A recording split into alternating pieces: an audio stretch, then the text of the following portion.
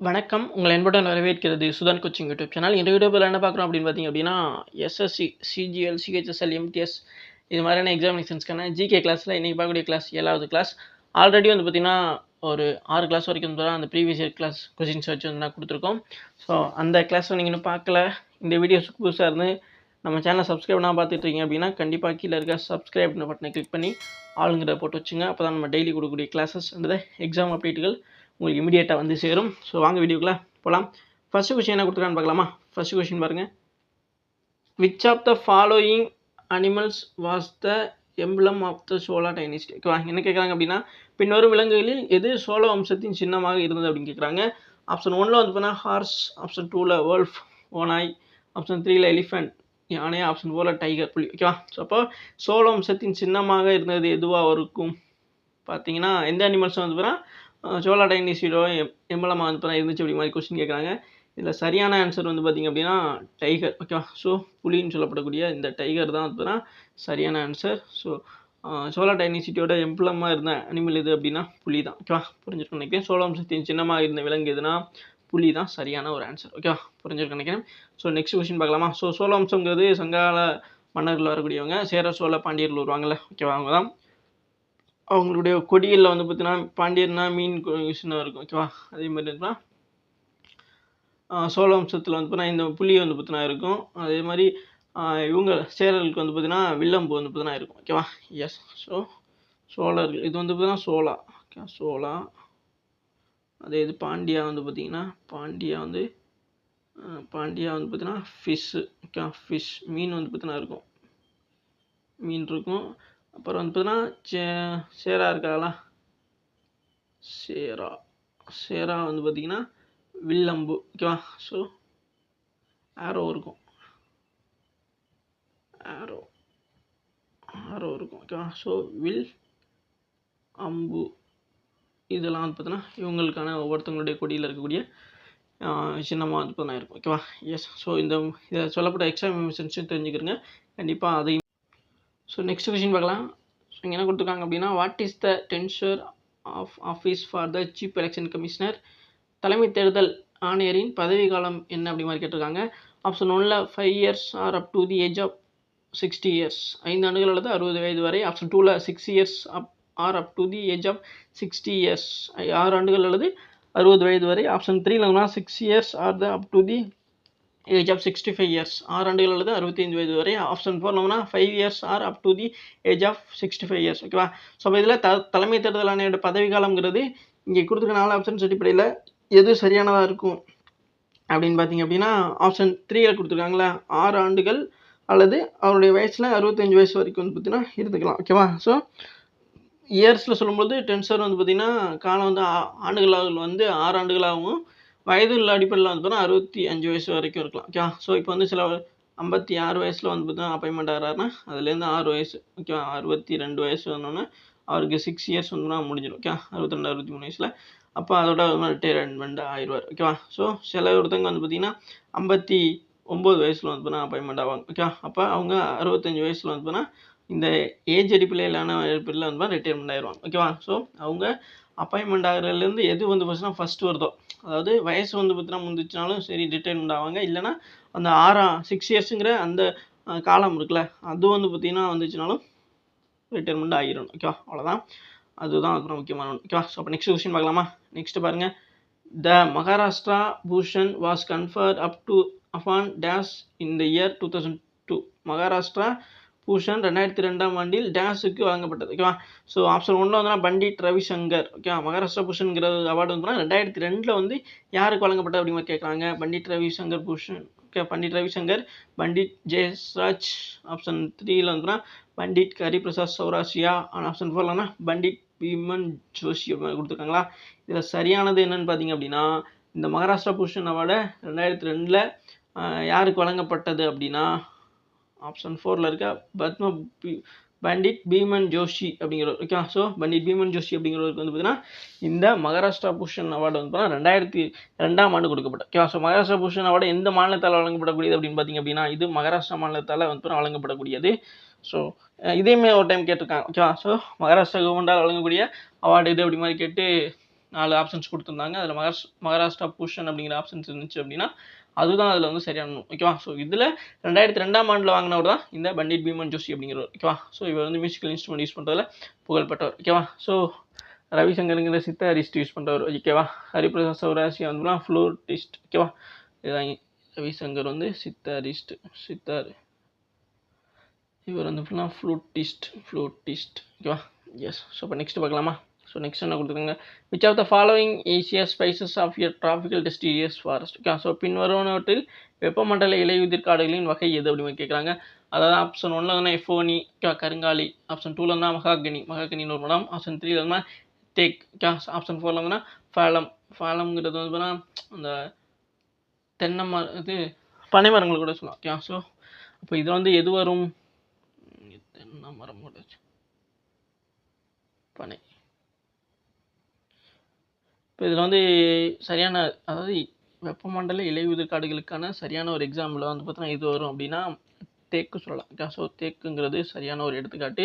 இப்போ இன்னொரு வெப்பமண்டல இலையுதிர் காடுகளின் வகையில் வரக்கூடியது எதுனா தேக்கு ஓகேவா. ஸோ டிராபிக்கல் டெஸ்டிரியஸ் ஃபாரஸ்ட்டில் வரக்கூடிய ஸ்பைசஸ் எதுனா தேக்குங்கிறது வரும் ஓகேவா. ஸோ இதெல்லாம் கருங்காலி மகாகனி அது வந்து பார்த்திங்கன்னா வெப்பமண்டல டிராபிக்கலில் வராது, வெப்பமண்டல பசுமை மரக்காடுகளில் வந்து பார்த்தீங்கன்னா இந்த கருங்காலி அண்ட் மகாகனிலாம் வந்து வரும். வெப்பமண்டல இலையுதிர் காடுகளில் தேக்கு வரும் ஓகேவா. எஸ். அதாவது இந்த டிம்பர் விட்ட எல்லாமே வந்து பார்த்தீங்கன்னா பெரும்பாலும் வந்து வெப்பமண்டல இலையுதிர் காடுகளில் தான் வந்து வரும் ஓகேவா. அப்போ மகாகனி வந்து பார்த்தீங்கன்னா அது வந்துட்டு வெப்பமண்டல பசுமை மரக்காடுகளில் வந்து வரக்கூடியது இருக்குது ஓகேவா. நெக்ஸ்ட் பார்க்கலாம். நெக்ஸ்ட் என்ன கொடுத்துருக்காங்க, which Lavani singer got Padma Shri 2022 by the president of India okay. So என்ன கேட்குறாங்க அப்படின்னா பத்மஸ்ரீ 2022 இந்திய குடியரசுத் தலைவரால் பெற்ற லாவணி பாடகர் யார் ஓகேவா. ஸோ யார் வந்து பார்த்தீங்கன்னா லாவணி சிங்கராக வந்து பண்ணியிருக்காங்க ஓகேவா அப்படிங்கிறத கேட்டிருக்காங்க. ஆப்ஷன் 1ல் சுலோச்சனா சாவான் ஓகேவா, ஆப்ஷன் 2ல் வைசாலி சமாண்ட், ஆப்ஷன் 3ல் வந்து பேலா சாண்டே, ஆப்ஷன் 3ல் தேவகி பண்டிட் அப்படி மாதிரி கொடுத்துருக்காங்களா. ஸோ இதில் வந்துட்டு 2022 இந்திய குடியரசுத் தலைவரால் பத்மஸ்ரீ விருது பெற்றவங்க அவங்க எந்த மாதிரியான பாடகர் அப்படின்னா லாவணி அப்படிங்கிற ஒரு சிங்கர் இருக்காங்க. அப்படிப்பட்டவங்க யார் அப்படின்னு பார்த்தீங்கன்னா சுலோச்சனா சாவான் ஓகே. ஸோ ஆப்ஷன் 1ல் இருக்க சுலோச்சனா சாவான் அப்படிங்கிறது தான் சரியான ஒன்று ஓகேவா. ஸோ சுலோச்சனா சாவான் அப்படிங்கிறவங்க தான் லாவணி சிங்கராக இருந்து இந்திய குடியரசுத் தலைவரால் 2022ஆம் ஆண்டு பத்மஸ்ரீ அவார்டு வந்து வாங்கியிருக்காங்க ஓகேவா. ஸோ பத்மஸ்ரீ அவார்டுங்கிறது வந்து பார்த்தீங்கன்னா இந்தியாவுடைய 4வது உயரிய சிவிலியன் அவார்டாக வந்து தான் இருக்குது ஓகேவா.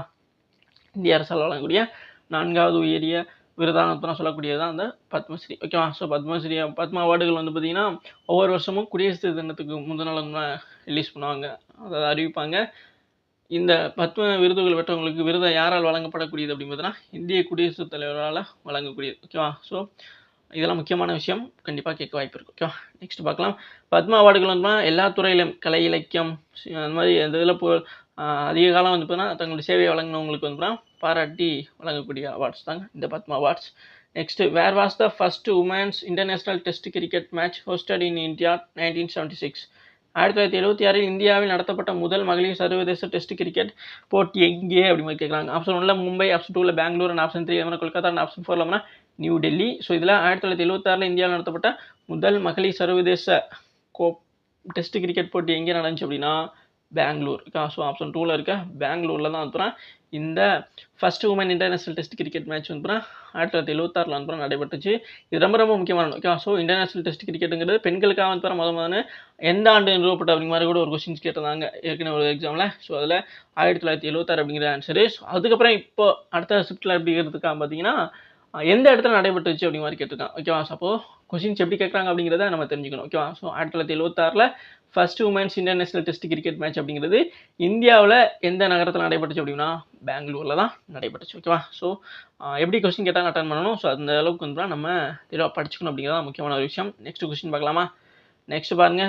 ஸோ நெக்ஸ்ட் என்ன கொடுத்துருக்காங்க, who among the following founded the Atmiya Sabha in 1814 okay. பின்னொருவற்றில் 1814 ஆத்மிய சபாவை நிறுவியவர் யார் ஓகே. ஆப்ஷன் 1ல் கேசப் சந்திர சென், ஆப்ஷன் 2ல் தேவேந்திரநாத் தாகூர், ஆப்ஷன் 3ல் ஈஸ்வர் சந்திர வித்யாசாகர், ஆப்ஷன் 4ல் ராஜாராம் மோகன் ராய் ஓகேவா. ஸோ அப்போ இதில் யார் வந்து பார்த்தீங்க அப்படின்னா 1814 ஆத்மிய சபாவை நிறுவியவர் அப்படிங்கிறது அர்த்தம் ஓகேவா. ஸோ இங்கே கேசப் சந்திர சென், தேவேந்திரநாத் தாகூர், ஈஸ்வர் சந்திர வித்யாசாகர், ராஜாராம் மோகன் ராய் கொடுத்துருக்கும் போது இதில் சரியானது என்னென்னா ராஜாராம் மோகன் ராய். ஓகேவா? ஸோ ராஜாராம் மோகன் ராய் அப்படிங்கிறது தான் சரியான ஒரு ஆன்சர். ஓகேவா? ஸோ ராஜாராம் மோகன் ராய் அப்படிங்கிறது இந்தியாவின் விடுதலைன்னு சொல்லுவாங்க. ஓகேவா? ஸோ இந்தியன் ரெனேன்ஸ் ரிஃபார்மர் அப்படின்னு கூட சொல்லுவாங்க. ஓகேவா? ஸோ தமிழில் சொல்லணும்னா இந்தியன் விடுதலைன்னு கூட சொல்லுவாங்க. அதுக்கப்புறம் வந்துட்டு பார்த்தீங்கன்னா ராஜாராம் மோகன் ராய் இது தவிர வந்து பார்த்தீங்கன்னா 1828 வந்து பார்த்தீங்கன்னா பிரம்மஞான சபா பிரம்மஞான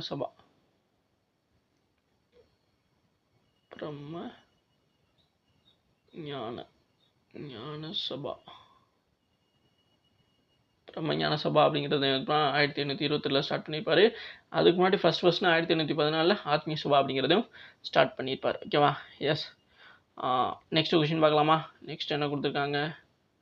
நெக்ஸ்ட் கொஷின். ஸோ இது வந்து பார்த்தீங்கன்னா சோசியல் ரிலீஜியஸ் அந்த இதுலேருந்து கேட்கப்பட்ட டாப்பிக்லேருந்து கேட்கப்பட்ட கொஷின். அடுத்து matki dance. Okay. So matki dance is a famous folk dance associate with the following இந்த ஸ்டேட்ஸ். மட்கி நடனம் பின்வரும் எந்த மாநிலத்துடன் தொடர்புடைய பிரபலமான நாட்டுப்புற நடனம் அப்படின்னு கேட்டிருக்காங்க. ஆப்ஷன் 1ல் மகாராஷ்டிரா, ஆப்ஷன் 2ல் குஜராத், அண்ட் ஆப்ஷன் 3ல் பஞ்சாப், அண்ட் ஆப்ஷன் 4ல் மத்திய பிரதேஷ்னு கொடுத்துருக்காங்களா. ஸோ இதில் வந்து மட்கி நடனம்ங்கிறது பின்வரும் எந்த மாநிலத்து தொடர்புடைய நாட்டுப்புற நடனம் அப்படின்னு பார்த்தீங்க அப்படின்னா ஆப்ஷன் 4ல் கொடுத்துருக்க மத்திய பிரதேச மாநிலத்தில் தொடர்புடைய ஒரு நடனம் தான் இந்த மட்கி நடனம். ஸோ மட்கி மத்திய பிரதேஷ் அப்படிங்கிற மாதிரி ஞாபகம் வச்சுக்கோங்க, ஈஸியாக இருக்கும், மறக்காது. ஓகேவா? எஸ். இது டான்ஸை வச்சு கேட்கப்பட்ட ஒரு கொஷின்ஸ். ஸோ இதில் கிளாசிக்கல் டான்ஸும் கேட்பாங்க. இது வந்து நாட்டுப்புற ஃபோக் டான்ஸஸாக இருக்கக்கூடியது இந்த Matki dance. Okay. Yes. Next question என்ன கொடுத்துருக்காங்க. ஸோ நெக்ஸ்ட் பார்த்தீங்கன்னா through which route is majority of Indians international trade and the carried out. Okay. இந்தியாவில் சர்வதேச வர்த்தகத்தின் பெரும்பான்மை எந்த வழிகளையும் மேற்கொள்ளப்படுகிறது அப்படின்னு கேட்டிருக்காங்க. ஆப்ஷன் 1ல் வந்துன்னா ஒன்லி ரயில்வே. ஸோ அதாவது ஆப்ஷன் 2ல் வந்துன்னா சி அண்ட் ரயில்வே, ஆப்ஷன் அதாவது கடல் மற்றும் ரயில்வே, அண்ட் ஆப்ஷன் 3ல் வந்துன்னா railway and air. Okay. Railway மற்றும் காற்று, அண்ட் ஆப்ஷன் 4ல் வந்துன்னா சி அண்ட் ஏர். ஓகேவா? இந்தியாவின் சர்வதேச வர்த்தகம் அதாவது அவங்களுடைய சரக்கு போக்குவரத்து இருக்குல்ல, அதை பற்றி தான் சொல்கிறாங்க. ஓகேவா? அப்போ இந்தியா சர்வதேச வர்த்தகத்தை பெரும்பாலும் எந்த வழிகள், அதாவது வழிகள் அப்படின்னா போக்குவரத்தை தான் எந்த வழிகளை வந்து பயன்படுத்துகிறாங்க அதிகமாக வந்துப்புறம் இன்டர்நேஷ்னல் ட்ரேடுக்காக வந்துப்புறம் கேட்டிருக்காங்க. ஒரே ரயில்வே மட்டும் அப்படிமான்னு சொல்லியிருக்காங்க. ஃபஸ்ட் ஆப்ஷன் 2 வந்து பார்த்தீங்கன்னா சிஎன் ரயில்வே. ஓகேவா? ஸோ கடல் மட்டும் ரயில்வே மூலமாக அப்படின்னு சொல்லியிருக்காங்க. அண்ட் ஆப்ஷன் 3ல் வந்து ரயில்வே அண்ட் ஏர். ஓகேவா? ஸோ ரயில்வேவும் அப்புறம் இது மேலே விமானம் மூலமாக அப்படிங்கிற மாதிரி சொல்கிறாங்க. ஏர் அப்படின்னா தான் அர்த்தம். அதே மாதிரி ஆப்ஷன் 4ல் சி அண்ட் ஏர் அப்படின்னா கடல் மற்றும் விமானம் மூலமாக. ஓகேவா? அப்போது இதில் என்ன நம்ம புரிஞ்சுக்கணும் அப்படின்னா ஒன்லி ரயில்வே அப்படின்னா ரயில்வே மூலமாக மட்டுமே வந்து பார்த்தீங்கன்னா இந்தியாவிலேருந்து இன்டர்நேஷ்னல் ட்ரேடு கிடையாது. ஓகேவா? ஏன்னா மற்ற எந்த நாடுகளுக்கும் வந்து பார்த்தீங்கன்னா நெய்பரிங் கண்ட்ரிஸ்க்குனா ஒரு சிலதுக்கு நான் லிங்க் பண்ணுற மாதிரி இருக்கே தவிர ஒட்டுமொத்தமாக உலகம் முழுவதும் வந்து லிங்க் பண்ணுற மாதிரி இந்தியாவிலேருந்து ரயில்வே கனெக்ஷன் கிடையாது. ஓகேவா? அதே மாதிரி சி அண்ட் ரயில்வே அப்படின்னு பார்த்தீங்கன்னா ரயில்வே ஆல்ரெடி சொல்லிட்டு வராதுன்னு, பட் வந்து சி வந்து சொல்லலாம். அப்போ இந்த ஆப்ஷன் ஒட்டுமொத்தமாக ஒன்று வராது அப்படின்னா ஒட்டுமொத்தமாக நம்ம எலிமினேட் பண்ணி தான் ஆகணும். அடுத்து பார்த்தீங்கன்னா ரயில்வே அண்ட் த ஏர். ஓகேவா? ஸோ ரயில்வே அண்ட் ஏர் அப்படின்னு பார்க்கும்பொழுது ரயில்வேனா சொன்ன மாதிரி தான், ரயில்வேயில் நெய்பரிங் கண்ட்ரிக்கு தான் இருக்குது, எல்லா நாடுகளுக்கும் கிடையாது. ஸோ அதனால் அது வந்து நான் வராது. அப்போ இதுவுமே எலிமினேட் தான். அப்போ கண்டிப்பாக வந்துன்னா சி அண்ட் ஏர் தான். ஓகேவா? ஸோ சியில் வந்து பார்த்தீங்கன்னா போட்டு மூலமாக. ஓகேவா? ஸோ சியில் வந்து பார்த்தீங்கன்னா ஷிப்பு மூலமாக வந்து பார்த்தீங்கன்னா நீங்கள் இங்கே வந்து பார்த்தீங்கன்னா சரக்கு போக்குவரத்து இருக்குது. அதே மாதிரி ஏரில் வந்து பார்த்தீங்கன்னா ஃப்ளைட் மூலமாக வந்து பார்த்தீங்கன்னா இங்கே வந்து பார்த்தீங்கன்னா சரக்கு போக்குவரத்து வந்து தான் இருக்குது. ஓகேவா? சரக்கு போக்குவரத்து மற்றபடி வந்து டொமஸ்டிக் ட்ராவலுமே வந்து மற்ற எல்லா விஷயமே வந்து இந்த 2 மூலமாக வந்து நடைபெறுது. ஆனால் ரயில்வே லைன் வந்து பார்த்தீங்கன்னா மற்ற நாடுகள் எல்லா நாடுகளும் கனெக்ஷன் இல்லாதனால அது வராது அப்படிங்கிற நம்ம சொல்லியிருக்கோம். ஓகேவா? ஸோ சி அண்ட் ஏர் அப்படிங்கிறது இதில் சரியானதாக வந்து இருக்கும். ஓகேவா? ஸோ சி அண்ட் ஏர் அப்படிங்கிறது கடல் மற்றும் காற்று அப்படிங்கிறது சரிதான். ஓகேவா? ஸோ இந்தியாவின் சர்வதேச வர்த்தகத்தின் பெரும்பான்மை எந்த வழியில் மேற்கொள்ளப்படுது அப்படின்னா கடல் மற்றும் காற்று வழிகளில் வந்து மேற்கொள்ளப்படுது. ஓகேவா? இப்போ நெக்ஸ்ட் கொஸ்டின் பார்க்கலாமா? நெக்ஸ்ட் கொஸ்டின் என்ன கொடுத்துருக்காங்க. நெக்ஸ்ட் என்ன, in the second round table conference Mahatma Gandhi represent which of the following practice. ஓகேவா? ஸோ அதாவது 2வது வட்டமேசை மாநாட்டில் மகாத்மா காந்தி பின்னொரு எந்த கட்சியின் பிரதிநிதித்துவத்தை பயன்படுத்தினார் அப்படின்னு கேட்குறான். ஓகேவா? ஸோ அப்போ ஆப்ஷன் 1 வந்து பார்த்தீங்கன்னா கம்யூனிஸ்ட் பார்ட்டி ஆஃப் இந்தியா. ஓகேவா? ஸோ இந்திய கம்யூனிஸ்ட் கட்சி. அண்ட் ஆப்ஷன் 2ல் முஸ்லீம் லீக். ஆப்ஷன் 3ல் இந்தியன் நேஷனல் காங்கிரஸ், இந்திய தேசிய காங்கிரஸ். அண்ட் ஆப்ஷன் 4ல் ஆல் இந்தியா ஃபார்வர்ட் பிளாக். ஓகேவா? ஸோ இதில் வந்துட்டு மகாத்மா காந்தி அவர்கள் வந்து பார்த்தீங்கன்னா எந்த இதை வந்து பார்த்தீங்கன்னா பயன்படுத்துனாங்க அப்படிங்கிறது பார்த்தீங்கன்னா செகண்ட் இதில் இந்திய தேசிய காங்கிரஸ். ஓகேவா? ஸோ ஐஎன்சியோடைய ஒரு முக்கிய ஆளாக தான் வந்து ஐஎன்சியோட ஆளாக தான் வந்து 2வது வட்டமேசை மாநாட்டில் போயிருப்பார். 2வது வட்டமேசை மாநாடு வந்து பார்த்தீங்கன்னா 1931ஆம் ஆண்டு வந்து நடைபெறும். ஓகேவா? எஸ்.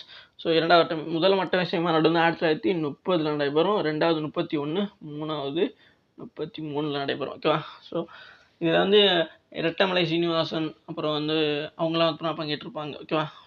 முதல் வட்ட விசயமாநாட்டில் 2வதுல தான் காந்திஜி அவர்கள் வந்து போயிருப்பார். ஓகேவா? நெக்ஸ்ட் பார்க்கலாமா? நெக்ஸ்ட் என்ன கொடுத்துருக்காங்க? Which of the following is not a green house gas? ஓகேவா? பின்வருவனவற்றில் எது பசுமை இல்ல வாயு அல்ல அப்படி மாதிரி கேட்குறாங்க. ஆப்ஷன் 1ல நைட்ரஸ் ஆக்சைடு. ஆப்ஷன் 2ல மீத்தேன். ஆப்ஷன் 3ல கார்பன் டை ஆக்சைடு. ஆப்ஷன் 4ல நைட்ரிக் ஆக்சைடு அப்படிங்கிறது. ஸோ இதில் வந்துட்டு பார்த்தீங்க அப்படின்னா எது கிரீன் ஹவுஸ் கேஸ்? கிரீன் ஹவுஸுங்கிற வந்து வெளியிடாத வாயு எது அப்படின்னு பார்க்கும்பொழுது நைட்ரஸ் ஆக்சைடு கண்டிப்பாக கிரீன் ஹவுஸ் தான். ஓகேவா? ஸோ அது வரும். அதே மாதிரி மீத்தேனும் வரும், கார்பன் டை ஆக்சைடு வரும். பட் வந்து இதில் நைட்ரிக் ஆக்சைடு அப்படிங்கிறது வந்து வராது. ஓகே, ஸோ நைட்ரிக் ஆக்சைடுங்கிறது வராது. அப்போ இதுதான் அப்புறம் இதில் பசுமை இல்லை வாயுவா இல்லாதது எதுன்னு பார்த்தீங்கன்னா ஆப்ஷன் 4ல் இருக்கிறது தான் அப்புறம் வரும். ஓகே, ஸோ இது மூணுமே வந்து பார்த்தீங்க அப்படின்னா ஒரு க்ரீன் ஹவுஸ் கேஸஸ் தான். இது ஞாபகம் வச்சுக்கிறோங்க. சில நேரத்தில் நைட்ரிக் ஆக்சைடு இது மாதிரியான கெமிக்கல் ரியாக்ஷன் டைரெக்டாக நடக்கும்பொழுது வரக்கூடிய கேஸஸ் கொடுத்துட்டு இதில் ஏதாச்சும் ஒன்று கொடுத்து கேட்க வாய்ப்பு இருக்குது. அதனால் நைட்ரஸ் ஆக்சைடுங்கிறது நைட்ரஸ் ஆக்சைடு வேறு நைட்ரிக் ஆக்சைடு வேறு. ஓகேவா? ஸோ எல்லாருக்கும் வந்து பார்த்தீங்கன்னா இங்கே இது சேமாக இருக்குது அப்படிங்கிற மாதிரி நீங்கள் புரிஞ்சுக்கலாம். பட் வந்து இங்கே இருக்க மேட்ரு வந்து பார்த்தீங்கன்னா நைட்ரிக்கு, இது nitrous. Okay, so nitrous oxide அப்படின்னா NO2ன்னு சொல்லுவோங்களா? NO2 அதுதான் நைட்ரஸ் ஆக்சைடு. ஓகேவா? ஸோ அது வந்து பார்த்தீங்கன்னா க்ரீன் ஹவுஸஸ்லேருந்து கேஸஸ் தான் இருக்குது. மீத்தேனுங்கிறது தெரியும். ஓகே, மீத்தேன் அது மாதிரி கார்பன் டை ஆக்சைடு இதெல்லாம் தான் க்ரீன் ஹவுஸ் கேஸஸ்லாம் வரக்கூடியதான். ஓகே, ஸோ அப்போ நெக்ஸ்ட் பார்க்கலாமா? நெக்ஸ்ட் என்ன கொடுத்துருக்காங்க? So under which of the Pala kings patronised Vikramashila university in 8th century India and was formed? Okay, பின்னொரு பால மன்னரின் ஆதரவின் கீழ் 8ஆம் நூற்றாண்டில் இந்தியாவின் விக்ரமசீலா பல்கலைக்கழகம் நிறுவப்பட்டது. ஆப்ஷன் 1ல வந்து தர்மபாலா, ஆப்ஷன் 2ல வந்து கோபாலா, ஆப்ஷன் 3ல வந்து தேவபாலா, ஆப்ஷன் 4ல வந்து மஹிபாலா, முதலாம் மஹிபாலா அப்படின்னு கொடுத்துருக்காங்க. இதில் யார் வந்து பார்த்தீங்க அப்படின்னா இந்த 8வது செஞ்சுரியில் விக்ரமசீலா யூனிவர்சிட்டியோட நிறுவனது அப்படின்னு பார்த்தீங்கன்னா எந்த பாலரசர் அப்படின்னு பார்த்தீங்கன்னா தர்மபாலர். ஸோ முக்கியமான ஒருத்தர். ஸோ தர்மபாலர் தான் அப்புறம் இந்த விக்ரமசீலா பல்கலைக்கழகத்தை வந்து 8ஆம் நூற்றாண்டில் வந்து நிறுவியிருப்பார். ஓகேவா? ஸோ முக்கியமான ஒரு கொஸ்டின்ஸ் தான். ஓகேவா? ஸோ அப்போ நெக்ஸ்ட் பார்க்கலாமா? நெக்ஸ்ட் என்ன கொடுத்துருக்காங்க? நெக்ஸ்ட் என்ன? When was the Rajiv Gandhi Khel Ratna award renamed as the Major Dhyan Chand Khel Ratna award? ஓகேவா? ஸோ என்ன கேட்குறாங்க அப்படின்னா ராஜீவ் காந்தி கேல் ரத்னா விருது எப்போது மேஜர் தயான் சந்த் கேல் ரத்னா விருது என பெயரிடப்பட்டது? ஓகேவா? ஸோ அவார்டு நேம் மட்டும் பார்த்தீங்கன்னா சேஞ்ச் பண்ணியிருப்பாங்க. அது எந்த டேட்டில் கரெக்டாக அப்படிங்கிற மாதிரி எக்ஸாக்டாக கேட்குறாங்க. ராஜீவ்காந்தி கேல் ரத்னா அவார்டு அப்படிங்கிற மாதிரி ஏற்கனவே வந்து நேம் இருந்துச்சு. ஸோ இது வந்து பார்த்தீங்கன்னா 1980லேருந்து கொடுத்துட்ருப்பாங்க. அதுக்கப்புறம் வந்து பார்த்தீங்கன்னா மேஜர் தயானந்த சந்த் கேல் ரத்னா அவார்டு வந்து பார்த்தீங்கன்னா எப்போ அந்த நேம் வந்து மாற்றாங்க அப்படிங்கிறத கேட்டுட்ருக்காங்க இங்கே. அப்போ இது வந்து சரியானது. ஆப்ஷன் 1ல 6th August 2021, ஆப்ஷன் 2ல 6th August 2022 அண்ட் ஆப்ஷன் 3ல 5th January 2022 அண்ட் ஆப்ஷன் 4ல 5th January 2021 அப்படி மாதிரி கொடுத்துருக்காங்களா? ஸோ இது வந்து சரியான ஆன்சர் என்ன அப்படின்னு பார்த்தீங்க அப்படின்னா ஆப்ஷன் 1ல இருக்க 6th August 2021. ஓகே, ஸோ 2024ஆம் ஆண்டு ஆகஸ்ட் 6ஆம் தேதி தான் அப்புறம் இதுக்கான டேட்டை பேரை வந்து பார்த்தீங்கன்னா மாற்றிருப்பாங்க. ஓகேவா? ஸோ ரொம்ப முக்கியமான ஒன்று. மேஜர் தயானந்த சந்த் அப்படிங்கிறவங்க ஒரு ஃபுட்பால் அவருமே வந்து விளையாட்டில் ஒரு பிளேயராக வந்து இருந்தவர் தான். ஓகேவா? ஸோ நெக்ஸ்ட் கொஸ்டின் பார்க்கலாமா? ஹாக்கி பிளேயராக வந்து இருப்பார். Thank you cash. Okay, so thank you. இது வரைக்கும் வீடியோ ஃபுல்லாக பார்த்து மிக்க இது மாதிரி கிளாஸஸ்க்கு நம்ம சேனல் வந்து ஃபாலோ சப்ஸ்கிரைப் பண்ணி வச்சுங்க. கீழே இருக்க வாட்ஸ்அப் அண்ட் டெலிகிராம் சேனலில் ஜாயின் பண்ணாமல் இருந்தீங்க ஜாயின் பண்ணிக்கிறீங்க. வேறு எதுவும் எக்ஸாம் ரிலேட்டடான சந்தேகங்கள் டவுட் இருந்துச்சு அப்படின்னா கீழே கமெண்ட் பாக்ஸில் கேளுங்க. கண்டிப்பாக பதில் அளிக்கப்படும். இது வரைக்கும் வீடியோ ஃபுல்லாக பார்த்து மிக்க நன்றி. Thank you cash.